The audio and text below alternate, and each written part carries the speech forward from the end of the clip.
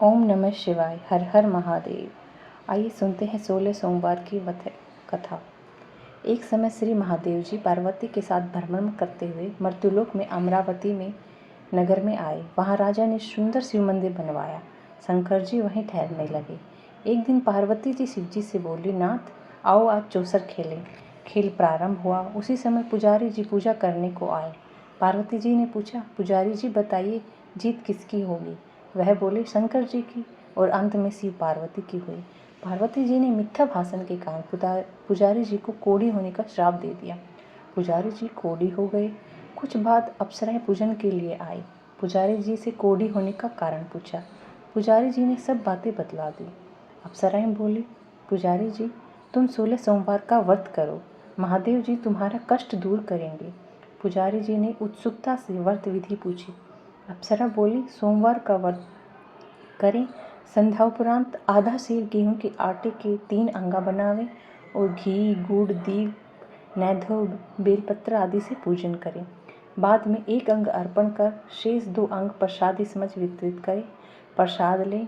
इस विधि से 16 सोमवार कर 17वें सोमवार को पाव सेर गेहूं के आटे की बाटी का चूरमा बनाकर भोग लगाकर बांट दें। फिर सकुटुंब प्रसाद ग्रहण करें। ऐसा करने से शिव जी तुम्हारे मनोरथ पूर्ण करेंगे।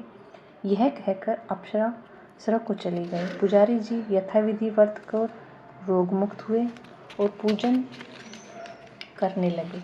कुछ दिन बाद शंकर पार्वती फिर आई। पुजारी जी को कुशलतापूर्वक देख पार्वती जी ने रोग मुक्ति का कारण पूछा। पुजारी जी के कथनानुसार पार्वती ने व्रत किया। फलस्वरूप अप्रसन्न कार्तिकेय जी माता के आज्ञाकारी हुए। कार्तिकेय ने भी पार्वती जी से पूछा कि क्या कारण है माँ, मेरा मन आपके चरणों में लगा है। पार्वती ने वही व्रत बतलाया। कार्तिकेय जी ने भी व्रत किया। फलस्वरूप बिछड़ा हुआ मित्र मिला। उसने भी कारण पूछा। बताने पर विवाह की इच्छा से यथाविधि व्रत किया। फलतः वह विदेश गया। वहाँ राजा की कन्या का स्वयंवर था। राजा का प्रण था कि हथिनी जिसको माला पहनाएगी उसी के साथ पुत्री का विवाह होगा। वह ब्राह्मण भी स्वयंवर देखने की इच्छा से एक ओर जा बैठा। हथिनी ने माला इसी पंडित को पहनाई। धूमधाम से विवाह हुआ। तत्पश्चात दोनों सुख से रहने लगे।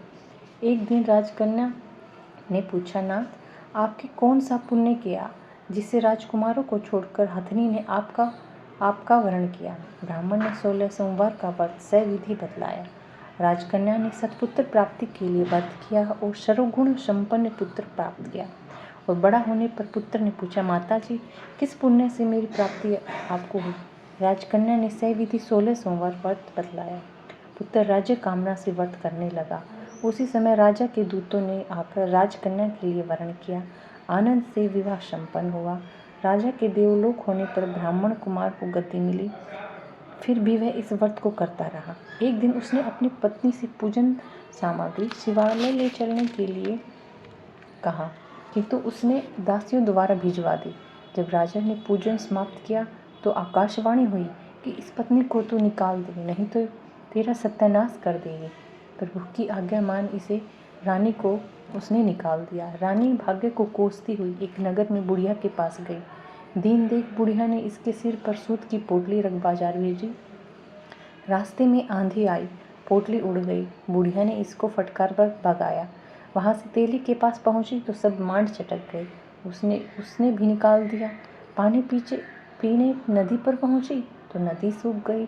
सरोवर पर पहुँची तो आसपास होते ही जल में कीड़े पड़ गए। उसी जल को पी आराम करने के लिए जिस पेड़ के नीचे जाती वही सूख जाता। वन और सरोवर की यह दशा देख ग्वाले इसे मंदिर के गुसाई के पास ले गए। यह देखकर गुसाई जी समझ गए यह कुलीन अबला आपत्ति की मारी हुई है। धैर्य मदाते हुए बोले, बेटी मेरे यहाँ रह, किसी की चिंता मत कर। रानी आश्रम में रहने लगी, किंतु जिस वस्तु से उसका हाथ लगे उसमें कीड़े पड़ जाएं। दुखी हो गुसाई जी ने पूछा, बेटी किस देव के प्रति अपराध से तेरी यह दशा हुई है? रानी ने बताया, मैं पति की आज्ञा का उल्लंघन कर महादेव के पूजन को नहीं गई। गुसाई जी ने शिव जी से प्रार्थना की। गुसाई जी बोले, बेटी तुम 16 सोमवार का व्रत करो। रानी ने सविधि व्रत पूर्ण किया। व्रत के प्रभाव से राजा को रानी की याद आई और दूतों को उसकी खोज करने भेजा। आश्रम में रानी को देख दूतों ने आकर राजा को रानी का पता बताया। राजा ने आकर गुसाई जी से कहा, महाराज, यह मेरी पत्नी है। शिवजी के रुष्ट होने से मैंने इसका परित्याग किया। अब शिवजी की कृपा से इसे लेने आया हूँ। कृपा इसे जाने की आज्ञा दें। गुसाई जी ने आज्ञा दे दी। राजा रानी नगर में आए। नगरवासियों ने नगर सजाया, बाजे बजने लगे, मंगलोच्चार हुआ। शिवजी की कृपा से प्रतिवर्ष 16 सोमवार को व्रत को कर रानी के साथ आनंद से रहने लगा। अंत में शिवलोक को प्राप्त हुए। इस प्रकार जो मनुष्य भक्ति सहित और विधि पूर्वक 16 सोमवार व्रत को करता है और कथा सुनता है, उसकी सब मनोकामनाएं पूर्ण होती है और अंत में शिवलोक को प्राप्त होता है। हर हर महादेव।